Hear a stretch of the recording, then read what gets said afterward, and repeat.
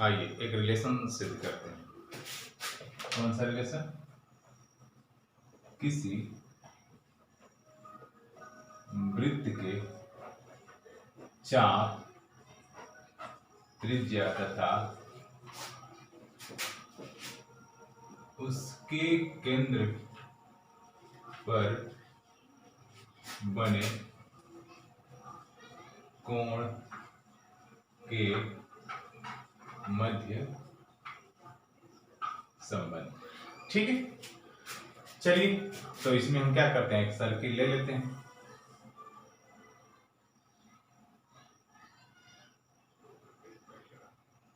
This is the centre of एक त्रिज्या oil लेते हैं। ठीक है, एंड इसकी जो रेडियस है वो है आपकी आर। एंड आपको जब मैंने एक रेडियन की परिभाषा दिया था तो मैंने क्या कहा था कि इसी त्रिज्या के बराबर हम एक चाप ले लेते हैं, तो इसी त्रिज्या के बराबर हम एक चाप ले लेते हैं जो ए बी चाप बनाता है। ठीक है, तो ये केंद्र पर जो कोण अंतरित करेगा कितना करेगा, दिस इज द 1 रेडियन। ठीक है, एक और काम कर लीजिए, दिस इज द, इसको भी कर लीजिए, एंड एक और ले लीजिए, this is the OC and this angle is theta in radian, यानी ये जो थीटा है किसमें है, रेडियन में है, और इसकी चाप की लंबाई हम ले लेते हैं L, small L.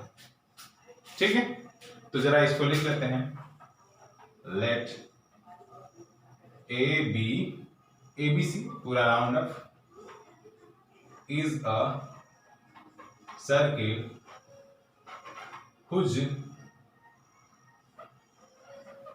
center is O and radius is R। ठीक है, अब जो चाप है AB वो किसके बराबर है, R, त्रिज्या के बराबर है। ठीक है, एंड ये जो चाप हमने लिया है और ये जो कोण होगा, कोण AO B equal to 1 radian. ठीक है, ये रेडियन की परिभाषा से पहले ही बता चुके हैं। हाँ, आप यहाँ पे ये जो एंगल है आप इसको ले रहे हैं लेट, तो ये लेट कोण AOC equal to theta in radian. याद रखिएगा ये कोण हमेशा रेडियन में रहेगा। ठीक है, एंड चाप AC इक्वल टू L। ठीक है, तो आपको जब मैंने पाई रेडियन बराबर 180 डिग्री सिद्ध किया था तो उसमें एक प्रमेय बताया था। क्या बताया था कि किसी वृत्त के केंद्र पर कोणों के मापों का अनुपात उनके संगत चापों की लंबाइयों के अनुपात के बराबर होता है। ये प्रमेय था ज्यामिति का, तो इसी प्रमेय का यूज कर लेते हैं। तो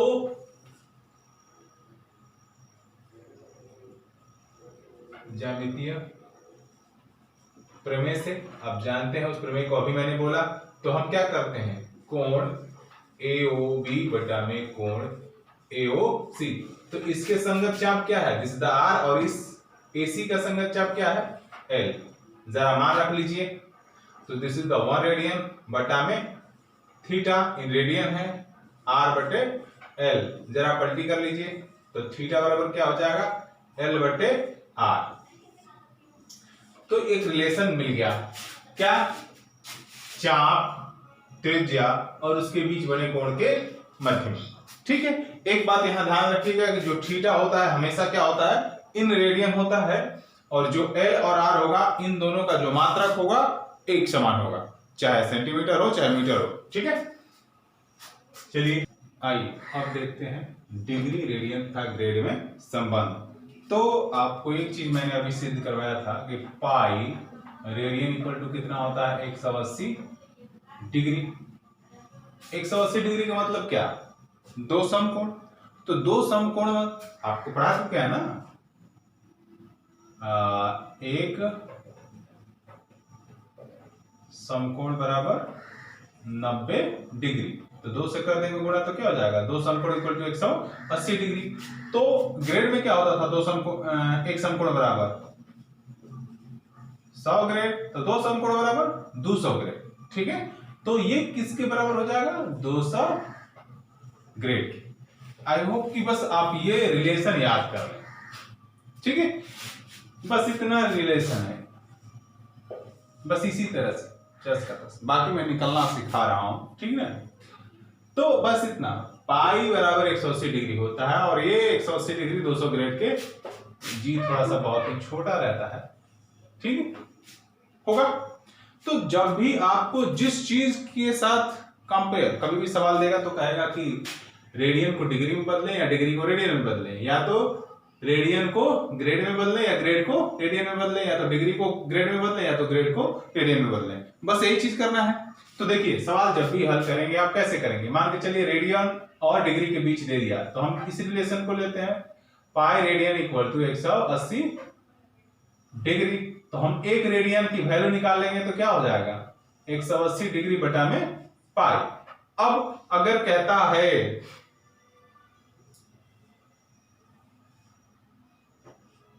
कि रेडियन को डिग्री में बदलें, तो हम क्या कर देंगे? 1 रेडियन से उसमें गुणा कर देंगे तो डिग्री में कन्वर्ट कर जाएगा। सवाल आएगा तो मैं आपको समझाता हूं कैसे बनता है, या इसी में से आप कर लीजिए,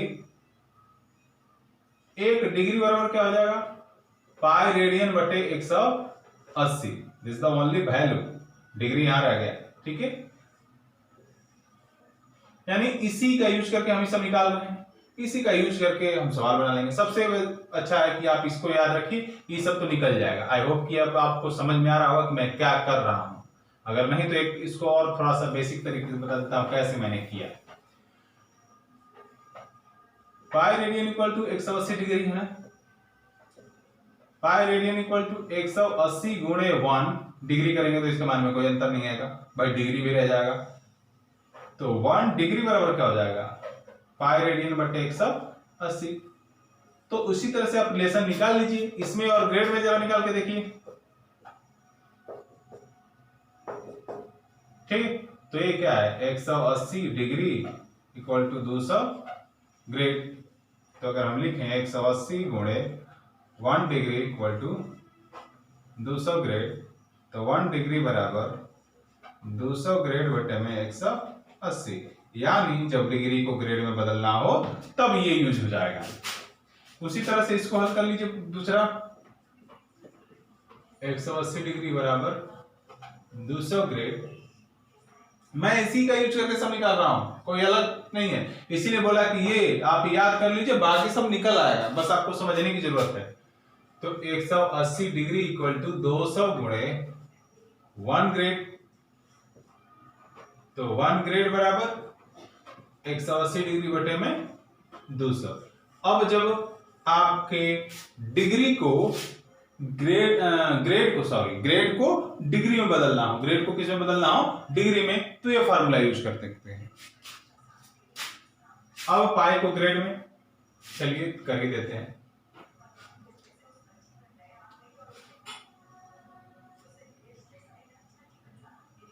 पाई रेडियन बराबर 200 ग्रेड, तो पाई गुणे 1 रेडियन इक्वल टू 200 ग्रेड, तो 1 रेडियन बराबर 200 ग्रेड बटे में पाई, यानी रेडियन को जब ग्रेड में बदलना हो तब pi radian equal to 200 grade. जरा इसको हल कर लीजिए, पाई रेडियन बराबर 200 गुणे 1 ग्रेड, तो 1 ग्रेड बराबर क्या हो जाएगा? पाई रेडियन बटे 200।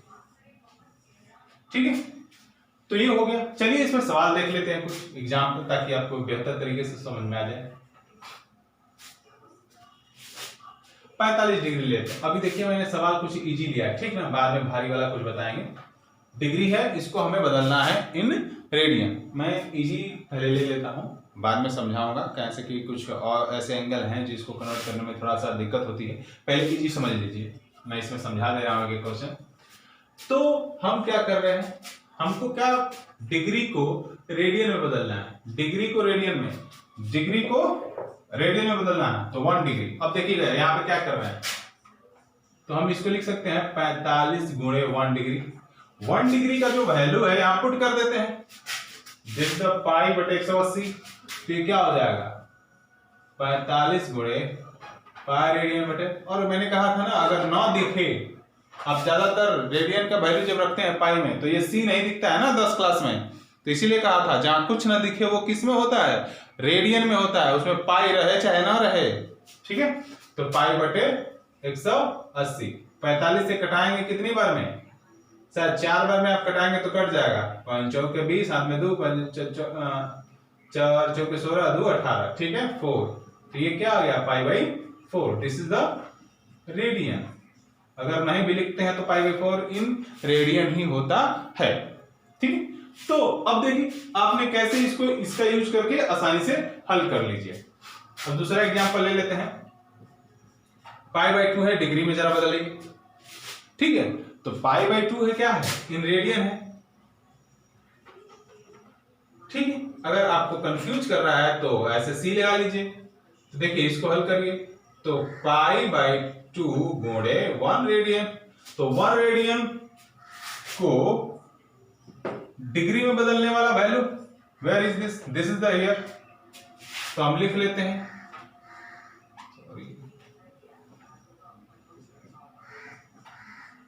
पाई बाई 2, और ये क्या है 180 डिग्री बटे पाई, तो पाई से पाई कैंसिल है और ये हो गया 90 इक्वल टू क्या 90 डिग्री। और आपको याद होगा कि ये पाई बाई 2 क्या होता है, 90 डिग्री के बराबर होता है। तो आई होप ये चीजें आपको समझ में आ रही होंगी। ठीक है, और भी एक दो एग्जांपल ले लेते हैं। अब जरा डिग्री को हम ग्रेड में बदलते हैं, 45 डिग्री को ग्रेड में बदलते हैं। तो 45 डिग्री को ग्रेड आप यहां से ये वाला आप यूज कर सकते हैं। अब देखिए, अब हम यहां फार्मूलों में आपको कह दे रहे हैं कि ये वाला फार्मूला लग जाएगा, लेकिन आप डिसाइड कैसे करेंगे कि कैसे हम वहां पे लगाएंगे। चलिए मैं इस वाले का यूज करके बता देता हूं एक तो। ठीक है, तो यहां पे देखिए इसको हम क्या लिख सकते हैं, 45 गुणे 1 डिग्री, यानी हमें 1 डिग्री बराबर ग्रेड में चाहिए। 1 डिग्री बराबर हमें क्या चाहिए, ग्रेड में चाहिए। तो डिग्री और ग्रेड को ले लीजिए और हल करिए जरा, यहां पे रफ वर्क जिसको बोलते हैं।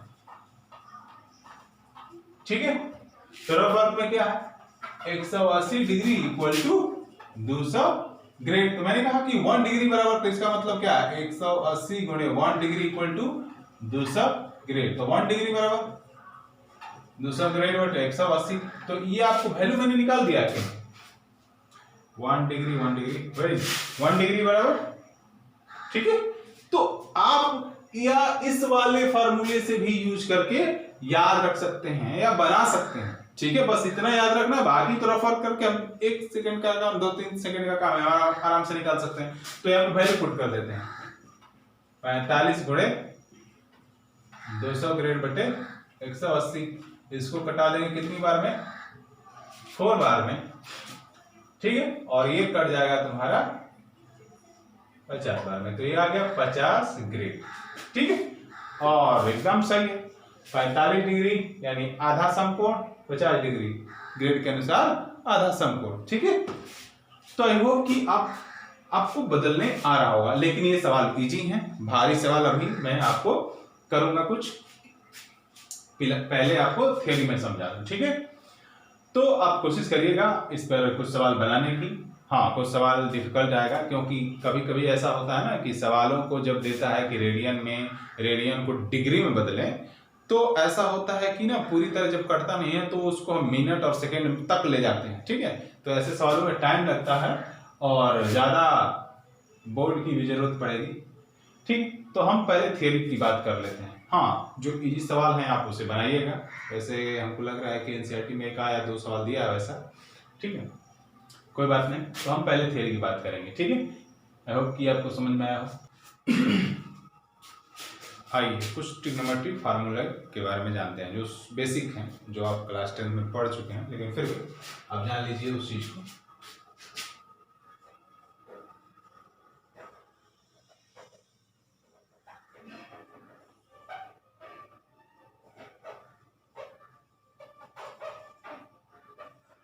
ये सब 10 का है। ठीक है, इंटर का नहीं है, लेकिन फिर भी बताना है मुझे तो मैं बता रहा हूं। मैंने क्या बताया था, जब भी ट्रिग्नोमेट्रिक फार्मूला इन 10th या ISC तक पढ़ना है तो हम किस ट्रायंगल में पढ़ते हैं, राइट एंगल ट्रायंगल में, समकोण त्रिभुज में, ठीक है। तो अब अगर इस त्रिभुज में मैं नाम दे लेता हूं ABC, कोण B इक्वल टू 90 डिग्री, ठीक है। तो अगर मैं आपसे पूछूं कि इस समकोण त्रिभुज में कर्ण, लंब और आधार कौन सी है, तो आप बता पाएंगे? कुछ बच्चे कहेंगे हाँ, कुछ कहेंगे नहीं सर, कुछ डिसाइड होगा। चलो मैं बताता हूँ, छोड़ो, अब रहते तो मैं पूछ लेता। तो कर्ण का तो बता सकते हो, कोई दिक्कत नहीं है, सबसे लंबी भुजा कर्ण कहलाती है, कोई डाउट नहीं। पर लंब और आधार का डिसीजन थीटा पर डिपेंड करता है कि यानी किस एंगल के अनुसार हम लंब और आधार चूज करना चाहते हैं।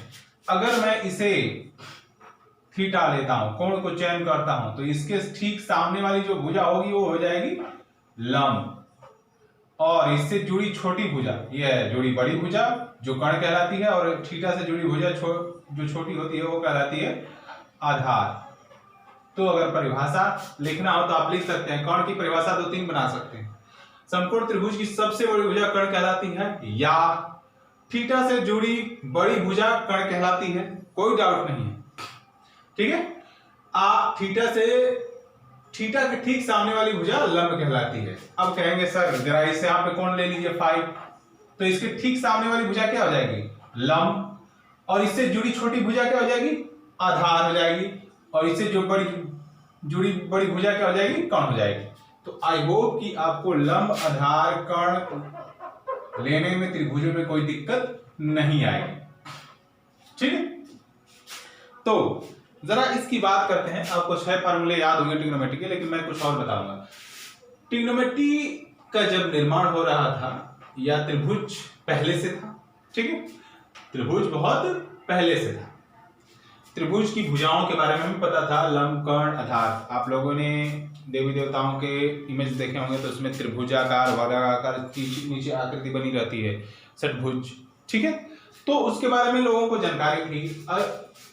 हाँ, तो यहाँ पे लंब, कर्ण, आधार कुछ जानते थे, यानी भुजाओं के बारे में कह लें जानकारी थी।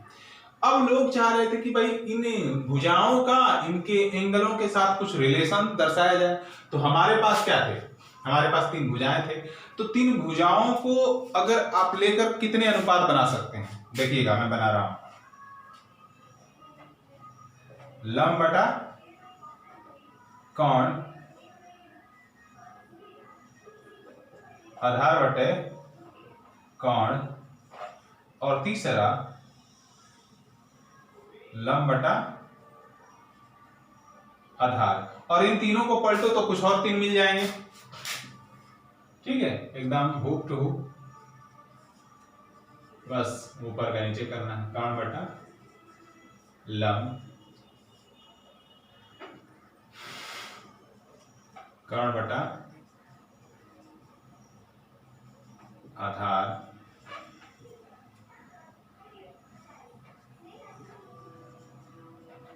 आधार बटे लंब। यानी हमारे पास भुजाओं का अनुपात हमने ले लिया, लेकिन हमें थीटा से कोरिलेट करना था। तो मुसीबत ये थी कि सबको अगर थीटा के बराबर लिख दे तो दिक्कत होगा ना भाई, कुछ तो अलग नाम चाहिए जिससे ये पता चले कि नहीं लंब बटा कर्ण के लिए हमने कौन सा और कब लेंगे। थीटा तो लेना ही लेना है, थीटा का रिलेशन दिखाना है कर्ण और लंब के साथ, लेकिन हमें कुछ ऐसा शॉर्ट तरीका नेम पता होना चाहिए जिससे ये पता चले कि नहीं लंब बटा कर्ण ही लेना चाहिए। तो यहाँ पे हम लोगों ने साइन लिया, यहाँ पे कोसाइन लिया, लेकिन शॉर्ट फॉर्म लिखते हैं कॉस, ठीक है, और यहाँ पे टेंजेंट लिया, हम शॉर्ट फॉर्म लिखते हैं टेन। तो अब चीजों को ध्यान से समझना, कहने का मतलब पहले इसको हमने कोरिलेट किया ऐसे, साइन, कोसाइन और टेन। हम इस चीज को इसलिए लेते हैं ताकि ये पता चले कि लंब बटा कर्ण है, आधार बटा कर्ण है, लंब बटा आधार है। कभी भी क्लास 10th में अगर तुम लोगों ने सवाल पढ़े होंगे तो ऐसे जब आता था sine theta equal to sine 90 degree, तो तुम लोग क्या करते थे, इसको कटा देते थे। अगर कटा देते थे तो बिल्कुल गलत होता था, इसको हम लोग छोड़ देते थे, क्योंकि ये इसमें गुणा नहीं रहता है। मैंने कहा ना, ये इसके साथ रखा जाता है ताकि पता चले आपका लंब बटा ये कौन होता है। हमें इसका रिलेशन ओनली थीटा के साथ कोरिलेट करना है। बस हमें ये साइन जो है ये इस बात की जानकारी देता है कि ये लंब बटा कर्ण को जो अनुपात है, जब उसके अनुपात को लेंगे थीटा के साथ तो हम उसे साइन के फॉर्म में लिखते हैं, ताकि ये पता चले कि हमने क्या लिया है, अनुपात लंब बटा कर्ण लिया है। कभी भी याद रखना, साइन थीटा इंटू में नहीं होता है। कुछ बच्चे ऐसे कर देते हैं कि ये बिल्कुल रॉन्ग है, इसीलिए इसको कटाते नहीं है। ठीक है, चलो तो अब क्या किया, ये तीन तो बन गए, तो इन तीनों को भी लट के यहां पे बना लिया। तो यहां पे ये हो गया आपका, आप जानते हैं इसको, कोसेक थीटा, यानी थीटा के साथ कोसेक जोड़ दिया। इसका ठीक उल्टा था सेक थीटा, और ये कॉट थीटा, यानी एकदम इनवर्स प्रोसेस में होता है। तो देखिए, आप लोगों ने क्लास 10 में पढ़ा हुआ साइन थीटा इक्वल टू लंब बटा कर्ण। मैं यहां आपको ये समझाने का प्रयास कर रहा हूं कि साइन थीटा बराबर लंब बटा कर्ण कैसे आया। मैंने कहा कि ये पहले या बाद में इसकी निर्माण हुआ, यानी अगर आप ध्यान से सोचे तो पहले साइन थीटा था या भुजाएं थी, त्रिभुज था, तो हमारे पास त्रिभुज था तो भुजाएं थी। थीटा बाद में एंगल के फॉर्म में जब रिप्रेजेंट हुआ तो उसको हमने कोरिलेट करने के लिए साइन थीटा कॉस और टेन कोसेक सेक कॉट का निर्माण किया। तो इसका मतलब हमारा ये पहले से था, हमने इसको बाद में बनाया, यानी इसके बराबर ये होता है। कुछ लोग बच्चे कहेंगे सर इसके बराबर भी ये होता है। हाँ होता है, ऐसा नहीं है। मैं कह रहा हूं कि ये पहले है, इसको हमने इसके बराबर लिखा। ठीक है, आई होप कि जो मैं कहना चाहता हूं अगर समझ में आ गया है तो अच्छी बात है, अगर नहीं तो आप कमेंट सेक्शन में लिखिए। मैं कुछ ऑडियो कुछ कोशिश करूंगा कि और बेहतर तरीके से आपको समझाऊं। ये ट्रिग्नोमेट्री का जो फार्मूला है वो उसके निर्माण का उद्देश्य क्या रहा होगा उस टाइम जिस समय इसका निर्माण किया गया होगा, पर कोई बात नहीं, आपको उतना डीपली भी नहीं जाना है। चलिए, आप इतना चीज तो जान गए। चलिए और फार्मूले आपको बनाना सिखाते हैं। बस आपको यही तीन फार्मूले याद रखना है।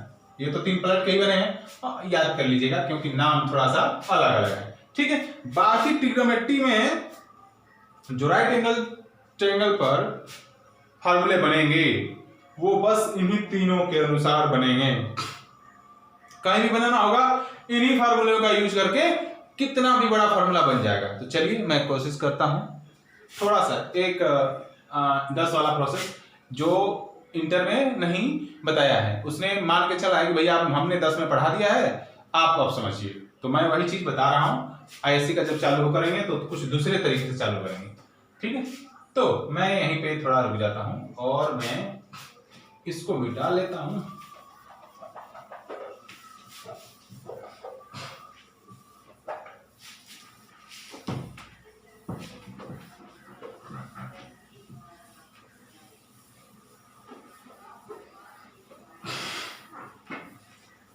मैं एक बना के आपको दिखाता हूं, ठीक है, आप दूसरा बनना शुरू करिए। तो बना के दिखा देंगे क्या करना है ताकि आपको समझ में आ जाए। अभी आपने पढ़ा साइन थीटा इक्वल टू लंब बटा कर्ण। ठीक है, तो एक देखिए कैसे फार्मूला निकलता है। लंब और कर्ण दो दिख रहा है मेरे को, तो एक काम करिए, इस अंश में या तो लंब से भागा दे लीजिए या तो कर्ण से भागा दे सकते हैं, तो इसके मान में कोई परिवर्तन नहीं होगा। कभी भी भिन्न में अगर समान संख्या से भागा दिया जाए तो उस भिन्न का मान बदलता नहीं है। देख लो 1/2, अगर सपोज दैट हम 2 से भागा दे लें तो ये ऊपर वाला 1/2 रहा, नीचे 1 हो गया, तो इसका काम खत्म। तो बचा कितना, 1/2। ठीक है, 1/3 से भागा दे लो।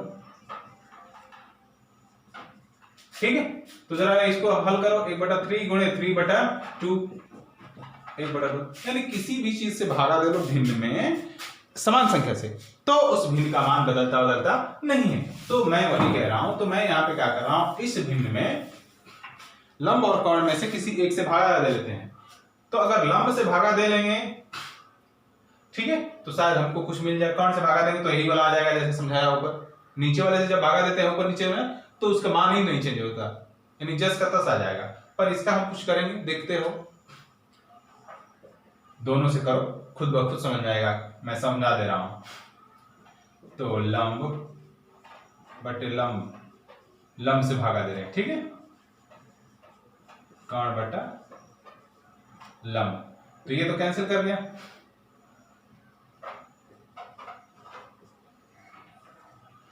और याद रखना sine cosine tan cosec sec जब लिखते हो तो जो पहला अक्षर तुम लोग बड़ा लिखते हो फैशन में ऐसे, दिस द रॉन्ग, साइन ऐसे रहता है, छोटा सब स्मॉल रहता है, कभी भी गलती से बड़े अक्षर से शुरू मत करना। ज्यादातर बच्चों का मैं देखता हूँ सब गलती करते रहता है। तो ये क्या हो गया, 1 बटे में कर्ण बटे लंब, अगर तुम पलटी मारो तो लंब बटा कर्ण हो जाएगा, कोई डाउट नहीं है इसमें, ठीक है ना। बट मैं कह रहा हूं कि कर्ण बटा लंब हमको एक फार्मूला पता है, मैं उस फार्मूले को जरा यहां पर रख लेता हूं, क्या दिक्कत है। साइन थीटा बराबर 1 बटा में कर्ण बटा लंब क्या था इसका, लंब बटा कर्ण, कर्ण बटा लंब ठीक उसका उल्टा यानी कोसेक, याद आया, तो हम यहां पे रख लेते हैं कोसेक थीटा। तो यहां पे एक फार्मूला हो गया, ये आप फार्मूला पढ़े होंगे, आप इसका तिर्यक गुणा कर दीजिए, sine theta into cosec theta equal to 1। तो किसी भी ट्रिग्नोमेट्री का उसके उल्टे ट्रिग्नोमेट्री फॉर्म के साथ अगर गुणा करते हैं तो हमेशा 1 आता है। आई होप कि आपको ये समझ में आ गया होगा, आप इसको पढ़े हैं, क्लास 10th में पढ़े होंगे, कोई भी टीचर पढ़ाया होगा इसको, ठीक ना। तो मैं इसको यही रहने देता हूं, आगे का जो वीडियो है 2 ठो और सूत्र आएगा ऐसा, मैं लिख देता हूं फार्मूले को, सॉरी यहाँ पे ले लो, यहाँ पे 2 है, एक आएगा ऐसे cos थीटा इक्वल टू 1 बटा में sec थीटा, या इसको ऐसे भी दे देगा sec थीटा इक्वल टू 1 बटा में cos थीटा। इस फॉर्म में भी रिप्रेजेंट कर सकता है, इस फॉर्म में भी रिप्रेजेंट कर सकता है, या तो cos theta into sec theta equal to इस फॉर्म में भी रिप्रेजेंट कर सकता है। इसमें भी cosec थीटा बराबर चाहो तो लिख सकते हो, यहाँ पे cosec थीटा बराबर 1 बटा में sin थीटा, बस मेरा, यानी किसी भी तरीके से दिया हो लेकिन हमें समझ में आना चाहिए, ठीक है। तो ये जो फार्मूले आप निकाल रहे हैं, नहीं फार्मूलों के तहत निकाल रहे हैं ना, अलग नहीं है। तो आप एक ठो बचा है तो उसको भी मैं लिख देता हूं, बस एक ठो लिखूंगा, ठीक ना, क्या tan theta into cot theta equal to 1, बाकी आप इधर उधर करके अपना हल कर लीजिए। तो ये 10 लेवल के, ठीक है, फार्मूले हैं जो आपको जानना जरूरी है, तो इसलिए बता दिया।